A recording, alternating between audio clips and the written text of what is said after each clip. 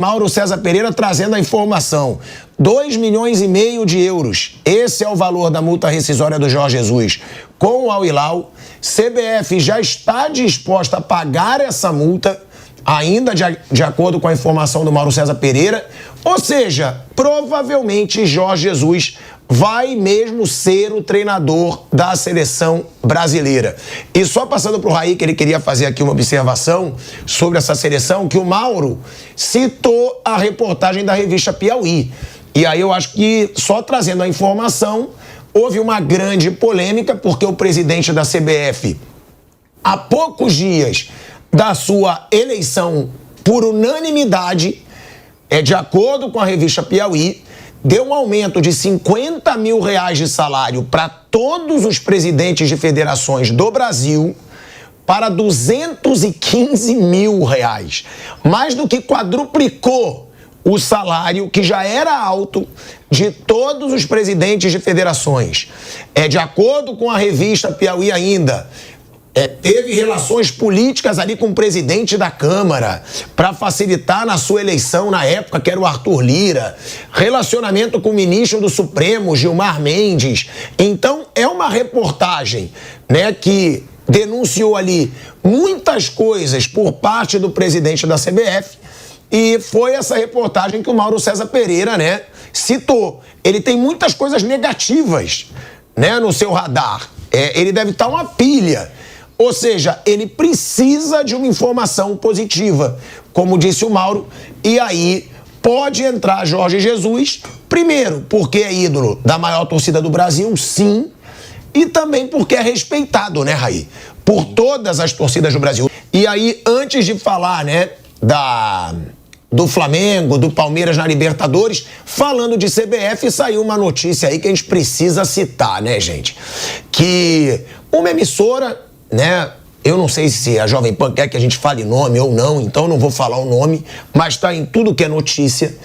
Uma emissora afastou 6 jornalistas, por terem criticado a CBF num programa, Porque essa emissora, ela faz a transmissão da Série B do Campeonato Brasileiro.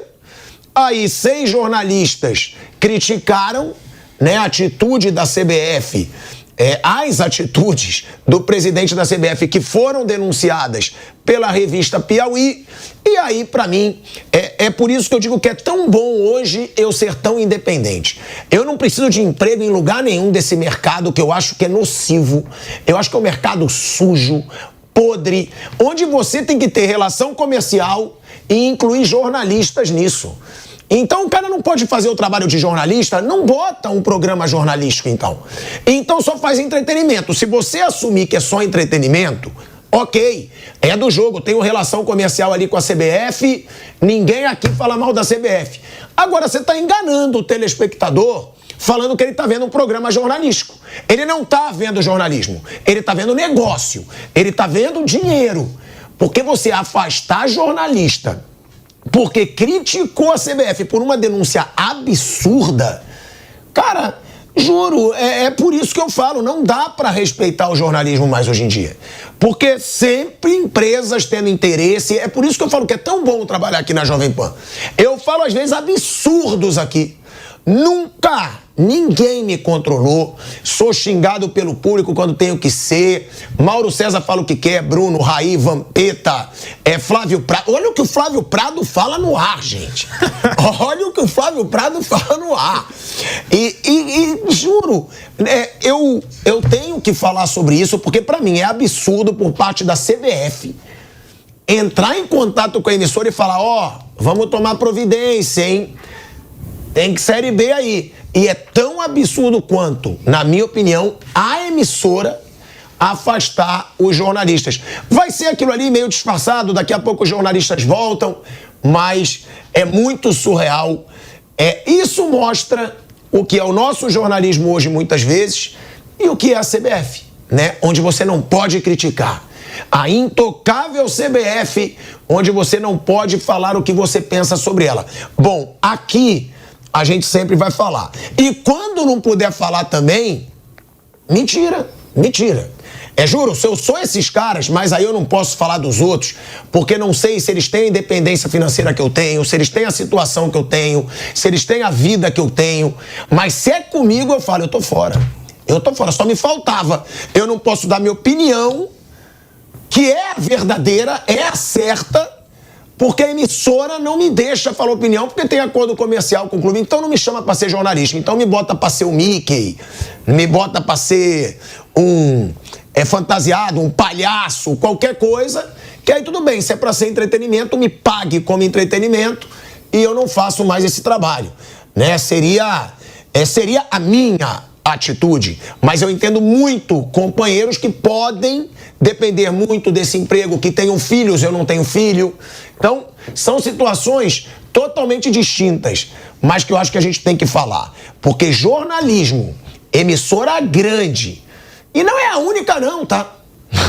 Emissoras que têm direitos de transmissão serem reféns da CBF, pra mim, é uma vergonha. As pessoas não poderem ter opinião em emissoras grandes que falam para milhões de pessoas, para mim, é uma vergonha. Então, que se reflita sobre isso, porque eu saio aqui em defesa aí dos colegas, que eu tenho certeza que não sairiam em minha defesa. Mas eu tenho minha personalidade e eu falo sempre o que eu quero e o que eu acho certo. Todas as torcidas do Brasil, quem entende de futebol, que não é burro, percebe que o Jorge Jesus pode ser o cara ideal para fazer essa seleção jogar futebol. Eu nem digo ganhar. É porque o futebol da seleção brasileira tá insuportável. Não dá mais para ver jogo da seleção. Ah, o Jorge Jesus vai ser campeão do mundo, então? Não sei. Agora, que ele vai fazer a seleção brasileira jogar um futebol muito melhor do que jogou com os últimos treinadores. Para mim, eu coloco inclusive o Tite, tá? Eu acho que o Jorge Jesus vai fazer a seleção brasileira jogar muito melhor do que jogava, inclusive, com Tite, Diniz, Ramon, Dorival, Dunga, Mano Menezes, Filipão. Então eu acho que pro brasileiro, no geral, vai ser uma boa notícia, né, Raí? Eu acho que sim, é o melhor nome aí, né, desses que estão... Ele não está disponível porque tem um clube, mas tem o desejo e aí as informações também que o Mauro trouxe em relação ao Jorge Jesus. Eu ia complementar só, Pilhado, sobre a questão do calendário, né, porque o Bruno citou aí que serão poucos jogos e, de fato, pouquíssimas reuniões, né? A seleção brasileira faz mais 4 jogos em 2025, Equador, Paraguai, nessa próxima rodada de data FIFA, em junho, começo de junho, né? E depois, em setembro, tem mais 2 jogos que fecham as eliminatórias. Chile em casa e a Bolívia fora. Esses são os últimos jogos de data FIFA em 2025. Aí as seleções voltam a entrar em campo só no próximo ano, que já é o ano da Copa do Mundo, né? Em 2 oportunidades antes do Mundial. Uma rodada de amistosos em março e uma rodada de amistosos ali uma semana, né, 10 dias antes da Copa do Mundo, que é quando já o grupo convocado vai fazer amistosos. Na última Copa do Mundo, a seleção do Tite fez alguns amistosos ali na Europa, né, jogou contra a Croácia e teve um outro jogo também. Então são poucas reuniões, né, são 4 jogos, depois mais 2, talvez 3. Daqui até a Copa do Mundo, o treinador que for trabalhar na seleção brasileira, se for o Jorge Jesus, vai ter aí no máximo 6 jogos, 6, 7 jogos no máximo para buscar a sua forma de jogar, o seu time para disputar o Mundial. Então, baseado nisso, né, eu concordo muito com o que o Bruno falou, não tem muito período para você fazer testes, né? Vou entender como esse jogador vai se adaptar, como aquele pode se dar bem, vou testar diferentes sistemas, não tem muita margem para isso, né? O Brasil tem uma situação bem tranquila na classificação, não corre risco de ficar fora ou de ir para repescagem ou qualquer coisa assim, mas vai ter pouco tempo para ele formatar um time, uma ideia de trabalho. Então, tentar aproveitar algo aí desses últimos trabalhos, né? Eu acho que vai ser muito importante. Nem que seja o entrosamento de alguns jogadores, o conhecimento de outros, a experiência de alguns outros, como o Casemiro aqui que a gente citou. Então também vai ser um trabalho muito emergencial do Jorge Jesus, né? Muito diferente. São 6, 7 jogos, depois mais até a final da Copa do Mundo, né? Se o Brasil lá estiver, serão mais 8. Então, assim, a gente está falando de um trabalho que pode não ter 20 jogos à frente da seleção brasileira. Então é algo muito, muito específico e isso é fruto do trabalho muito ruim do Edinaldo, né? Porque quando o Tite anunciou que não ficaria na seleção, faltava mais de um ano para a Copa do Mundo.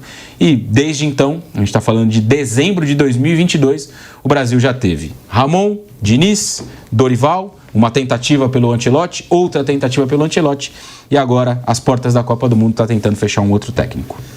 Bom, a gente então traz aí essa notícia que Jorge Jesus provavelmente, né, será o treinador da seleção brasileira.